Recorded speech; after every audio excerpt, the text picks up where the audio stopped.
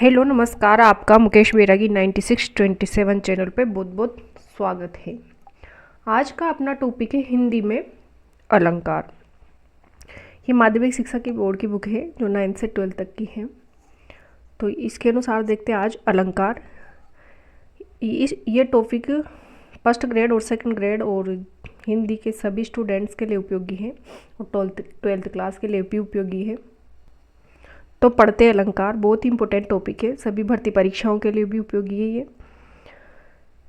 तो अलंकार किसे कहते हैं? तो काव्य में सौंदर्य को बढ़ाने वाले तत्व को अलंकार कहलाते हैं, यानी कि काव्य में जो सौंदर्य बढ़ाने वाले तत्व होते हैं उन्हें ही अलंकार कहते हैं। अलंक्रियते इति अलंकार, यानी कि जो अलंकृत या भूषित करे उसे ही अलंकार कहते हैं। जिस प्रकार आभूषण मनुष्य की शोभा में वृद्धि करते हैं, ठीक उसी प्रकार अलंकार काव्य के सौंदर्य को बढ़ाते हैं। आचार्य रामचंद्र शुक्ल कहते हैं कि भावों का उत्कर्ष दिखाने और वस्तुओं में के गुण, रूप, गुण और क्रिया का अधिक तीव्र अनुभव कराने में कभी कभी सहायक होने वाली उक्ति अलंकार है। जैसे अलम प्लस क्री प्लस घे प्रत्यय, तो ये संस्कृत में बनेगा, संस्कृत में अलंकार शब्द ऐसे बनेगा जैसे अलम प्लस क्री धातु प्लस घे प्रत्यय, और हिंदी में बनाएंगे तो अलम प्लस कार, तो अलंकार। अलंकार 3 प्रकार के होते हैं, शब्द अलंकार, अर्थालंकार, उभयालंकार। हिंदी में अलंकार कितने प्रकार के होते हैं? तो अलंकार 3 प्रकार के होते हैं, शब्द अलंकार, अर्थालंकार, उभया अलंकार। शब्द अलंकार, शब्द अलंकार जब शब्द का चमत्कार शब्द में, यानी कि जब अलंकार का चमत्कार शब्द में निहित होता है तब वहाँ शब्द अलंकार होता है। यहाँ शब्द का पर्याय रखने पर चमत्कार खत्म हो जाता है। जैसे कि अनुप्रास। शब्द अलंकार कौन कौन से? तो ये नाम याद रखने हैं। अनुप्रास अलंकार, लाटानुप्रास, एमक अलंकार, श्लेष अलंकार, वक्रोक्ति और पुनरुक्ति प्रकाश और पुनरुक्ति वदाभास और विवक्षा आदि अलंकार शब्द अलंकार है। यानी कि अनुप्रास, लाटानुप्रास, यमक, श्लेष, वक्रोक्ति, पुनरुक्ति प्रकाश और पुनरुक्ति वदाभास और विवक्षा आदि अलंकार शब्द अलंकार है। अगला है अर्थालंकार। अर्थालंकार किसे कहते हैं? जब अलंकार का चमत्कार उसके शब्द के स्थान पर अर्थ में निहित हो, यानी कि अलंकार का चमत्कार जब अर्थ में निहित हो तो उसे अर्थालंकार कहते हैं, और जब शब्द में निहित हो तो उसे शब्द अलंकार कहते हैं।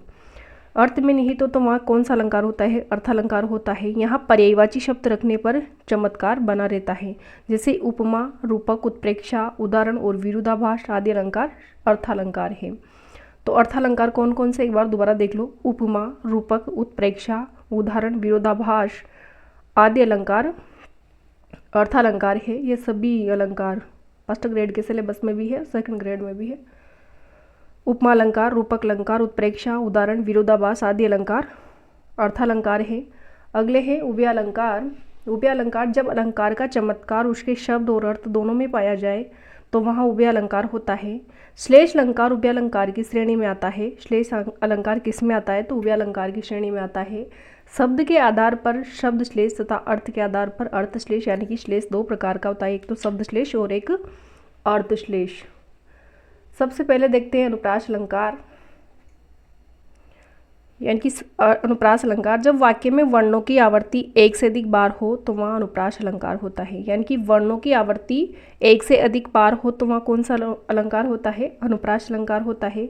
वर्णों की आवर्ती में स्वरों का समान होना आवश्यक नहीं होता, यानी कि स्वरों का समान होना आवश्यक नहीं होता, अलग अलग भी होते हैं। जैसे उ जैसे च में आ की मात्रा है तो च में अ की है, तो अलग अलग स्वर भी हो सकते हैं। स्वरों का समान होना आवश्यक नहीं है, ओनली वर्ण की आवृत्ति होना आवश्यक है। जैसे अनुप्रास का प्रसिद्ध उदाहरण है ये, चारु चंद्र की चंचल किरणें खेल रही थी जलथल में। चारु चंद्र की चंचल किरणें खेल रही थी जलथल में, यहाँ पे च वर्ण की आवृत्ति हो रही है चारु, चंद्र और चंचल में। तो यहाँ पर कौन सा अलंकार होगा? यहाँ अनुप्रास अलंकार है। अगला है अनुप्रास के भेद। तो अनुप्रास मुख्यतः 4 भेद होते हैं, वैसे 5 होते हैं। जैसे संस्कृत में भी अनुप्रास के 5 भेद होते हैं, कहा भी गया है कि अनुप्रास पंचदा, लेकिन यहाँ पे इस बुक में 4 दे रखे हैं। चेकानुप्रास, वृत्यानुप्रास, श्रुत्यानुप्रास और अंत्यानुप्रास। एक लाटानुप्रकाश भी होता है। तो मुख्यतः 4 भेद होते हैं अनुप्रास के। छेक अनुप्रास, वृत्त्यानुप्रास और श्रुत्यानुप्रास और अंत्यानुप्रकाश अनुप्रास। छेकानुप्रास किसे कहते हैं? जहाँ वाक्य में किसी एक वर्ण की आवृत्ति केवल एक ही बार होती है, यानी कि एक ही बार आवृत्ति हो तो वहाँ छेकानुप्रास होता है। वह वर्ण 2 बार आए तो वह छेकानुप्रास अलंकार होता है। यानी कि जहाँ वाक्य में किसी एक वर्ण की आवृत्ति केवल एक ही बार हो, अर्थात वह वर्ण 2 बार आए, ओनली एक बार आ जाए फिर और एक बार आ जाए, तो वहाँ छेकानुप्रास अलंकार होता है। जैसे इस करुणा कलित हृदय में अब विखल रागनी बजती है, यानी कि करुणा क और कलित यहाँ एक बार आ गया, दूसरी बार तो यहाँ पे कौन सा हो जाएगा? छेकानुप्रास अलंकार हो जाएगा। आगे है भगवान भागे दुख जनता देश के फूले फले, तो भगवान ब और भागे और फूले फले फ और फ, यहाँ पे छेकानुप्रास अलंकार है, यानी कि एक बार आवृत्ति हो रही है। अगला है वृत्त्यानुप्रास अलंकार। वृत्त्यानुप्रास अलंकार जहाँ वाक्य में किसी एक या अनेक वर्णों की आवृत्ति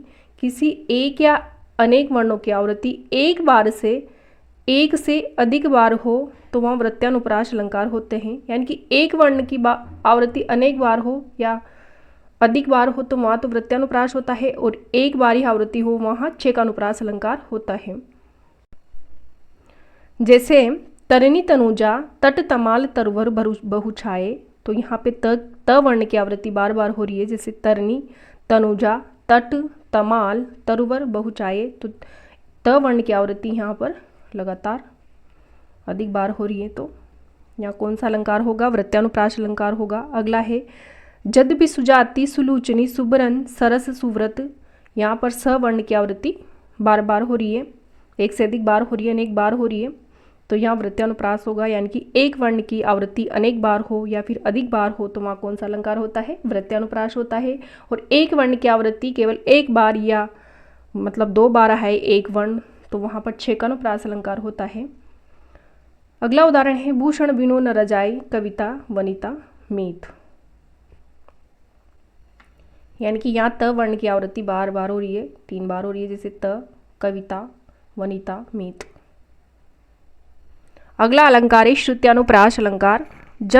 जहाँ मुख के एक ही उच्चारण स्थान से उच्चरित होने वाले वर्णों की आवृत्ति होती है वहाँ श्रुत्यानुप्रास अलंकार होता है। जैसे उच्चारण स्थान इस प्रकार है, जैसे कंठ से कौन कौन से वर्ण की, तो अ आ और क वर्ग, यानी कि अ को विसर्जनयाम कंठ। दूसरा है तालव्य ई और ई च छ ज ज य स, यानी कि ईसु येशा नाम तालु भी इसे याद रख सकते हो। ईसु येशा नाम ईचु येशा नाम, यानी कि ई और च वर्ग और य और श। मूर्धन्य में कौन से आते हैं? तो री ट ठ ड ड र न र श, यानी कि ऋतु रसाणाम, यानी कि री और ट वर्ग और र और स। दंते में त थ द ध न ल सॉरी श और ल, तो दर्तु लशानाम दंता, ये इसका सूत्र है, इसको ऐसे भी याद रख सकते हो। वैसे भी इनमें से क्वेश्चन आता ही है, कोई सी भी परीक्षा हो। होस्टे उपपदमान्यम होस्टे, यानी कि उ और प फ ब म, ये वर्ण आते हैं, यानी कि उच्चारित एक ही उच्चारण स्थान से उच्चरित होने वाले वर्णों की आवृत्ति होती है, तो वहाँ कौन सा अलंकार होता है? श्रुत्यानुप्रास अलंकार होता है। वहाँ पे एक ही उच्चारण स्थान से उच्चरित होने वाले वर्णों की आवृत्ति होती है, तो वहाँ कौन सा अलंकार होता है? श्रुत्यानुप्रास अलंकार होता है। इंपॉर्टेंट है ये। जैसे इसका उदाहरण है दिनांत था थे दिन नात डूबते, यानी कि यहाँ कौन से उच्चारण स्थान की आवृत्ति हो रही? तो दंते, जैसे द त और न त थ, ये सभी दंते वर्ण हैं। अगला है सदैनु आते ग्रह ग्वाल बाल थे, यहाँ भी दंत्याक्षर प्रयुक्त हुए हैं, थ द द न। तुलसीदास सिद्धत निश दिन देखत तुम्हारी निठुराई, इसमें भी दंते वर्णों की आवृत्ति हो रही है, त द द न की। तो दंते वर्ण कौन से हैं? थ द द न और श और ल, इन वर्णों की आवृत्ति हो रही है यहाँ पे। जैसे त ल स द श, तो यहाँ पे श्रुत्यानुप्रास अलंकार है। अगला अलंकार है अंत्यानुप्रास अलंकार। जब छंद की प्रत्येक वृत्ति जब छंद की प्रत्येक पंक्ति में अंतिम वर्ण या वर्णों में समान वर्णों के कारण तुकांतता बनती हो, वहाँ अंत्यानुप्रास अलंकार होता है। यानी कि तुकांतता हो जा, जैसे कोई गीत हो तो पीछे की राग होती है ना, वो पीछे की धुन, तो वो उसकी तुकांतता बनी रहती है, तो वहाँ कौन सा अलंकार होता है? अंत्यानुप्रास अलंकार होता है। जैसे उदाहरण है इसके, बुंदेले हर बोलो के मुँह में, हमने सुनी कहानी थी, खूब लड़ी मर्दानी वो तो झांसी वाली रानी थी। यानी कि रानी आनी दोनों की तुकांतता बनी हुई है यहाँ पे, तो यहाँ पे कौन सा अलंकार है? अंत्यानुप्रास अलंकार है। अगला है, रघुकुल रीत सदा चली आई, प्राण जाए पर वचन न जाई। तो यहाँ पर भी आई और आई की तुकांतता बनी हुई है। तो ये किसका उदाहरण है? अंत्यानुप्रास का अलंकार का उदाहरण है। तो ये था अपना अनुप्रास अलंकार। आगे है यमक अलंकार। यमक अलंकार किसे कहते हैं? तो एक ही शब्द दो या दो से अधिक बार भिन्न भिन्न अर्थों में प्रयुक्त होता है, तब वहाँ यमक अलंकार होता है। यानी कि एक ही शब्द आता है दो बार और दोनों बार अलग अलग अर्थ होते हैं, तो उसे क्या कहते हैं? यमक अलंकार कहते हैं। जैसे कहा भी गया है कि वही शब्द फिर फिरे, यमक सुजान जान। यानी कि यमक अलंकार के उदाहरण है जैसे कनक कनकती, यानी कि एक ही वर्ण दो बार आता है या दो से अधिक बार आता है, लेकिन अर्थ अलग अलग होता है, भिन्न भिन्न अर्थों में प्रयुक्त होता है। जैसे कनक कनकते सो गुनी मादकता अधिकाय, या खाए बोराई जग वा खाए बोराई। यानी कि कनक के यहाँ दो अर्थ है, एक कनक का अर्थ है यहाँ सोना और एक का अर्थ है दतुरा। तो कनक कनकते सो गुनी मादकता अधिकाय, यानी कि कनक, यानी कि दतुरे से भी ज़्यादा मादकता किसकी होती है? सोने की होती है।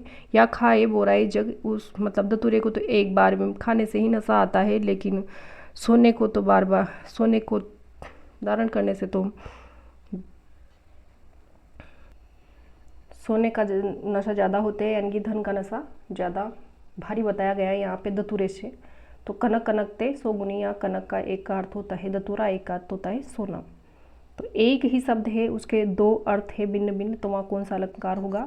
यमक अलंकार होगा। अगला उदाहरण है, तीन बेर खाती थी वे तीन बेर खाती है। यानी कि तीन बेर, एक का मतलब तो है बेर यानी कि बार, तीन बार, और खाती थी तीन बेर, और तीन बेर का मतलब है यहाँ तीन फल, यानी कि तीन बेर का फल होता है ना वो छोटा सा, तो तीन फल या बेर का फल। अगला है कुमोदनी मानस मोदनी कही, कुमोदनी मानस मोदनी कही। यहाँ कुमोदनी में से मोदनी का अर्थ लेंगे तो ये एक शब्द का अंश हो जाएगा, यानी कि इसका अर्थ होगा कमल पुष्प या फिर शांत शीतल सुंदर, इसका अर्थ होगा। और दूसरा मोदनी है, इसका अर्थ होगा स्वतंत्र, यानी कि स्वतंत्र या प्रसन्नता देने वाला। तो दोनों का अर्थ यहाँ पे अलग अलग है, तो यहाँ पे होगा यमक अलंकार। अगला अलंकार है श्लेष अलंकार। जब कोई एक शब्द एकाधिक अर्थों में प्रयुक्त हो, तब वहाँ श्लेष अलंकार होता है। श्लेष के दो भेद होते हैं, जैसे शब्द श्लेष और अर्थ श्लेष। जब कोई शब्द अपने एक से अधिक अर्थ प्रकट करे तो उस शब्द के कारण वहाँ शब्द श्लेष होता है। जब श्लेष का चमत्कार शब्द के स्थान पर उसके अर्थ में निहित होता है तो वहाँ अर्थ श्लेष होता है। यानी कि शब्द के अनुसार अर्थ हो तो वहाँ पर शब्द श्लेष, और अर्थ के अनुसार अर्थ में ही निहित तो उसका अर्थ छिपा हुआ, तो वहाँ पर अर्थ श्लेष होता है। अर्थ श्लेष शब्द का पर्यायवाची शब्द रख देने पर भी श्लेष का चमत्कार बना रहता है। अर्थ श्लेष में अगर पर्यायवाची शब्द रख देंगे तो भी श्लेष का चमत्कार बना रहेगा। अगले है श्लेष के उदाहरण, जैसे रहीमन पानी राखे, बिन पानी सब सून। यानी कि रहीमदास जी कहते हैं कि पानी रखिए, यानी कि पानी को संभाल के रखिए, क्योंकि पानी का मतलब यह इज्जत या फिर विनम्रता, क्योंकि संभाल कर रहे। पानी गहे न उबरे मोती मानस चून, पानी के बिना मोती मानस चून, तीनों ही, यानी कि पानी का यहाँ, इस पानी का अर्थ यहाँ पर तीन अर्थों के लिए प्रयुक्त तो है। यानी कि पानी के बिना मोती और मानस मनुष्य, और चून यानी कि जल आटा, तीनों ही बेकार है।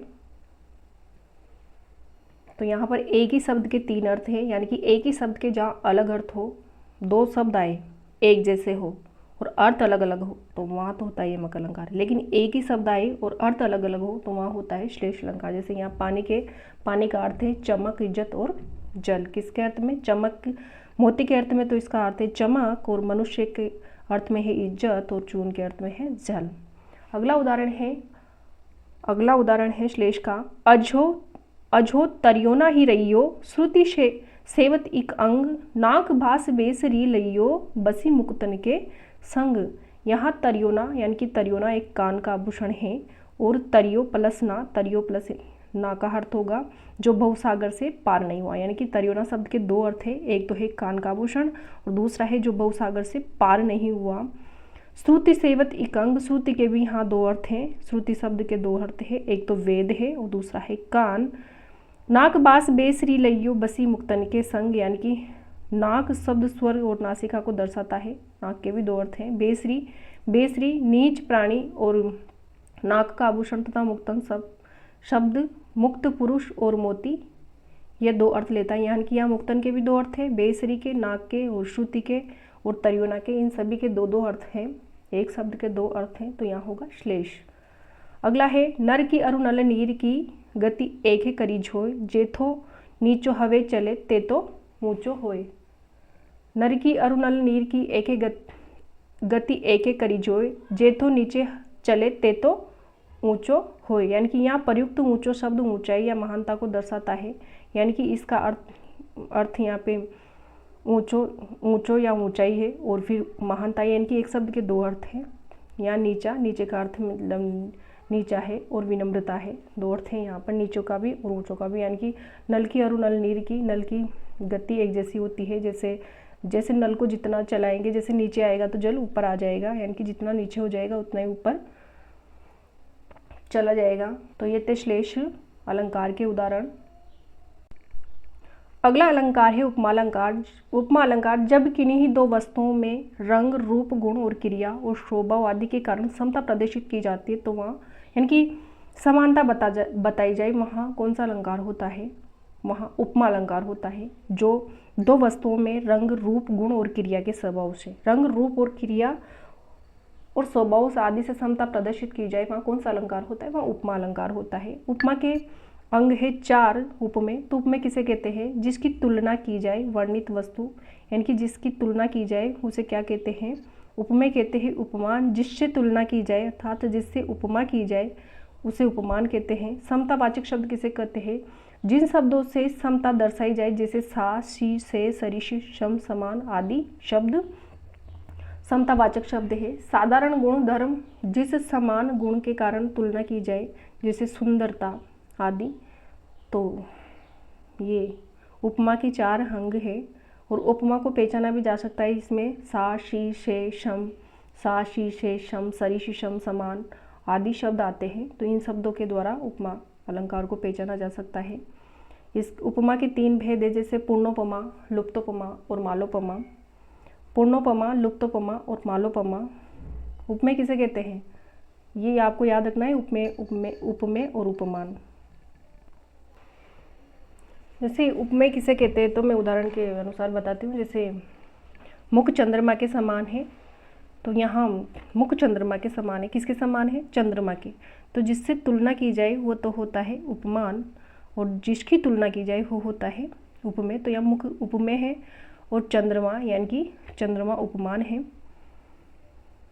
यानी कि प्रसिद्ध वस्तु होती है ना, जैसे मुख, जैसे चंद्रमा, सूर्य, ये क्या होते हैं? प्रसिद्ध वस्तु है, या मन की प्रसिद्ध नाम होते हैं ना, जैसे चंद्रमा किसके समान? चंद्रमा के समान। तो चंद्रमा प्रसिद्ध है, तो वह तो होते हैं उपमान। और जिसकी, जैसे सीता का मुख चंद्रमा के समान सुंदर है, तो सीता का मुख यानी कि किसी का भी मुख ले लो, सीता का, राधा का, किसी का भी, तो राधा सीता ये तो जाएंगे उपमेय, और चंद्रमा के समान है तो चंद्रमा हो जाएगा उपमान। के समान है, समान हो जाएगा समतावाचक शब्द, और सुंदर है, सुंदरता हो जाएगा समान गुण धर्म। तो उपमा कितने प्रकार के होते हैं? उपमा के भेद 3, पूर्णोपमा, लुप्तोपमा, मालोपमा। पूर्णोपमा जहाँ उपमा अलंकार के चारों अंग वर्णित हो, यानी कि जहाँ पर ये चारों हो उसे तो पूर्णोपमा कहेंगे। जब चारों अंगों में से कोई एक या एकाधिक अंग लुप्त हो तो उसे एक हो जाए लुप्त, तो उसे कहेंगे लुप्तोपमा। जब किसी एक ही उपमेय में की तुलना एकाधिक उपमानों से की जाए, यानी कि एक ही उपमेय की एकाधिक उपमानों से की जाए, तो वहाँ हो जाएगा मालोपमा अलंकार। मालोपमा अलंकार। उपमा के कितने उपमा अलंकार? उपमा के 3 भेद हैं। तो याद रखना है आपको। उपमा के कितने भेद है? 3, पूर्णोपमा, लुप्तोपमा, मालोपमा। अगले हैं उपमाओं के उदाहरण, ये बता दिया। उपमा चंद्रमा के मुख चंद्रमा के समान है, तो मुख तो हो गया उपमेय, और चंद्रमा उपमान, और समान समतावाचक शब्द, और सुंदर साधारण गुणधर्म, तो ये हो गया पूर्णोपमा अलंकार का उदाहरण। यहाँ उपमा के चारों ही अंग वर्णित हैं। पीपर पात सरिष मंडोला, यानी कि पीपल के पत्ते के समान सरिष मंडोला, तो यहाँ पर भी उपमा अलंकार है। हंसने लगे तब हरि आहा, पुण्येंदु सा मुख खिल गया, यानी कि सा से पहचान सकते हैं, पुण्येंदु सा मुख खिल गया। अगला है रूपक अलंकार। अगला अलंकार है रूपक अलंकार। जब उपमेय में उपमान का, यानी कि जब उपमेय में उपमान का अभेद रूप से दर्शाया जाए, वहाँ रूपक अलंकार होता है। इसमें उपमेय में उपमान का आरोप किया जाता है, यानी कि उपमेय में को ही उपमान मान लिया जाता है, यानी कि दोनों को समान समझ लिया जाता है, तो वहाँ होता है रूपक अलंकार। जैसे इसके 3 भेद है रूपक के, याद रखना इंपॉर्टेंट है। सांग रूपक, निरंग रूपक और परंपरित रूपक। सांग रूपक, निरंग रूपक और परंपरित रूपक। हिंदी में रूपक के 3 भेद होते हैं। रूपक के उदाहरण है चरण सरोज पकारन लागा, यानी कि चरण सरोज यानी कि पैर रूपी कमल, तो पैर को ही क्या मान लिया गया? कमल मान लिया गया, यानी कि उपमेय को ही उपमान समझ लिया गया। उपमेय में ही उपमान का अभेद रूप से दर्शा गया, यानी कि दोनों को एक समान जैसे समझ लिया गया, तो वहाँ पे क्या कौन सा अलंकार होगा? रूपक। जैसे बीती विभावरी जागरी, अंबर पनगट में डुबो रही तारागट उषा नागरी, तो यहाँ पर जैसे आकाश रूपी पनगट में उषा का मतलब है यहाँ पे जैसे सुबह, भोर, प्रभात, यानी कि इसका अर्थ है जैसे आकाश रूपी पनगट में उषा रूपी स्त्री यानी कि तारा रूपी घड़े को डुबो रही है। तो यहाँ पर आकाश का पनगट से, अंबर पनगट यानी कि आकाश का पनगट से, और उषा पर स्त्री का, और तारा पर घड़े का, उषा पर स्त्री का आरोप है, तो यहाँ आरोप होने से रूपक अलंकार है, यानी कि उपमेय में ही उपमान का आरोप है। यहाँ पे उपमेय में उपमान को अभेद मान लिया गया। तो यहाँ आपको याद रखना है अंबर का मतलब आकाश का, अंबर मतलब आकाश, आकाश का पनगट में, और उषा का स्त्री रूपी, उषा पर स्त्री का, और तारा पर घड़े का, उषा पर स्त्री का आरोप है, तो यहाँ रूपक अलंकार होगा। अगला उदाहरण है उदित उदयगिरी मंच पर रघुवर बाल पतंग, बिकसे संत सरोज सब हर्षे लोचन भृंग, यानी कि इसमें ना तुलसीदास जी कहते हैं, रामायण का ये, तो तुलसीदास जी कहते हैं कि जैसे उदयाचल पर्वत में ना, उदयाचल पर्वत के समान बने हुए विशाल मंच पर श्री राम बाल रूप में यानी कि बाल सूर्य में उदित होते हुए सभी को संत रूपी फसल खिल उठे और नेत्र रूपी भौरे हर्षित हो उठे। तो यहाँ पर उदयगिरी को क्या है? मंच को ही क्या है? उदयगिरी मान लिया गया। और रघुवर बाल पतंग यानी कि बाल पतंग मतलब पतंग का मतलब बाल पतंग का मतलब सूर्य, रघुवर को बाल पतंग के समान, और संत सरोज यानी कि संत को ही सरोज मान लिया गया। और हर से लोचन भृंग, लोचन को यानी कि नेत्र को ही भृंग यानी कि भौरे मान लिया गया। तो यहाँ पर यानी कि बाल रूपी सूर्य के उदित होते ही सभी संत रूपी फसल खिल उठे और नेत्र रूपी भौरे हर्षित हो उठे। अगला अलंकार है उत्प्रेक्षा अलंकार। उत्प्रेक्षा अलंकार जब उपमेय में उपमान की बलपूर्वक संभावना व्यक्त की जाती है तब वहाँ उत्प्रेक्षा अलंकार होता है। यहाँ संभावना अभिव्यक्ति हेतु जनु जानो मनु मानो, निश्चय, प्राय, बहुधा, इव, खलु आदि शब्द प्रयुक्त किए जाते हैं। उत्प्रेक्षा के 3 भेद होते हैं, जैसे वस्तुत्प्रेक्षा, हेतुत्प्रेक्षा और फलोत्प्रेक्षा। उत्प्रेक्षा के कितने भेद होते हैं? उत्प्रेक्षा के 3 भेद होते हैं, वस्तुत्प्रेक्षा, हेतुत्प्रेक्षा और फलोत्प्रेक्षा। इसको है ना उत्प्रेक्षा अलंकार को जनु जानो मनु मानो यानी कि जनु जानो और मनु मानो और मानहु ऐसे शब्द आए तो पहचान लेना उत्प्रेक्षा अलंकार है। और उपमा को सा, शी, शेषम इत्यादि सब आएंगे। और जैसे इनमें ना उपमेय और उपमान तीनों में ही रहेगा, जैसे उपमा और रूपक और उत्प्रेक्षा अलंकार तीनों में उपमेय उपमान रहेगा। लेकिन जैसे उपमा की बात करें तो वहाँ उपमेय को उपमान के समान यानी कि उसमें समानता रहेगी। और रूपक में उपमेय में उपमान को अभेद रूप से दर्शाया जाएगा, यानी कि एक मान लिया जाएगा। और इसमें ना संभावना व्यक्त की जाएगी, मानो संभावना होगी, जैसे मानो शब्द आएगा संभावना व्यक्त की जाएगी। अगर संभावना आए तो उत्प्रेक्षा, और एक ही अभेद रूप से दर्शाया जाए तो रूपक, और समानता व्यक्त की जाए तो उपमा। अगला है उत्प्रेक्षा अलंकार के उदाहरण, जैसे तरनी तनुजा तट तमाल तरुवर बहु छाये जुखे कुल सो जल स्पर्शन हित मनहु चूहा, यानी कि मनहु शब्द आ गया तो यहाँ पे कौन सा अलंकार हो गया, उत्प्रेक्षा। वैसे ऊपर की पंक्ति में यहाँ पर अनुप्रास अलंकार है, यानी कि त वर्ण की आवृत्ति बार बार हो रही है तो यहाँ अनुप्रास अलंकार है। लेकिन नीचे की पंक्ति में है ना एक ही दोहे में अलग अलग अलंकार हो सकते हैं, ये कोई ये नहीं है भाई। जुखे कुल सो जल पर्सन हित मनहु छुआए, यानी कि एक ही दोहे में अलग अलग अलंकार हो सकते हैं, एक से अधिक अलंकार हो सकते हैं। जैसे ऊपर की पंक्ति में अनुप्रास अलंकार है, नीचे की पंक्ति में यहाँ उत्प्रेक्षा अलंकार है। मनहु शब्द जैसे मानो, तो जैसे इसका अर्थ होगा कि तरनी तनुजा, तरनी यानी कि सूर्य की पुत्री, तनुजा यमुना यानी कि सूर्य की पुत्री यमुना के तट पर तमाल तरुवर, तमाल के तरुवर यानी कि मतलब वृक्ष, बहु छाए बहुत सारे, यानी कि सूर्यपुत्री यमुना के तट पर तमाल के बहुत सारे वृक्ष किनारे की ओर झुके हुए हैं, बहु छाए, झुके कुल सो जल परसन, झुके हुए ऐसे लग रहे हैं, ऐसे सुशोभित हो रहे हैं मानो किनारों पर झुके हुए जल को स्पर्श कर रहे हो। जल परसन हित मनहु छुआ, यानी कि जल को स्पर्श कर रहे हो, ऐसे लग रहे हो मानो जल को स्पर्श कर रहे हो, जिसमें संभावना व्यक्त की जाए वहाँ पर उत्प्रेक्षा अलंकार होगा। अगला उदाहरण है, जैसे सोवत आडे पीत पट श्याम सलोने गात मनहु नील मणि सेल पर आतप परियो प्रभात, यानी कि जैसे इसमें सोहत आडे पीत पट, यानी कि श्री कृष्ण ने पीले वस्त्र धारण कर रखे हैं और वो श्याम सलोने गात ऐसे बहुत अत्यधिक सुंदर या शोभायमान लग रहे हैं। मनहु मानो नील मणि सेल पर आतप परियो प्रभात, मानो नील मणि सेल पर यानी कि नील मणि पर्वत पर सुबह के सूर्य का प्रकाश हो, ऐसा लग रहा है। नीलमणि पर्वत पर ऐसा लग रहा है मानो सुबह के सूर्य का प्रकाश है, तो इसमें संभावना व्यक्त की जा रही है। मनु शब्द आ गया, इससे पहचान लेना कि यहाँ उत्प्रेक्षा अलंकार है। चमचमात चंचल नहन बिच घूंघट पट जीन मानव सुर सरिता विमल जल उछ्रत दोहू मीन, यहाँ मानो आ गया तो आपको पहचान लेना है क्या उत्प्रेक्षा अलंकार है। अगला है, जैसे बार बार भीषण रव से कंपति धरती देख विशेष मानो नील व्योम उतरा हो आलंगन के हेतु अशेष, यानी कि मानो शब्द आ गया, मानो आ गया, मनो आ गया, मनो, ये शब्द याद रखने आपको, ये उत्प्रेक्षा अलंकार के उदाहरण हैं। अगला अलंकार हो गया विरोधाभास अलंकार, जैसे विरोधाभास अलंकार जहाँ यानी कि वास्तविक विरोध होते हुए भी कोई विरोध का आभास हो, यानी कि वास्तविक विरोध न होते हुए भी विरोध का आभास हो, वहाँ विरोधाभास अलंकार होता है। इसके उदाहरण है, जैसे या अनुरागी चित्त की गति समझे नहीं कोई जो जो बूढ़े श्याम रंग त्यो त्यो उज्ज्वल होई, ये बिहारी के दोहे हैं।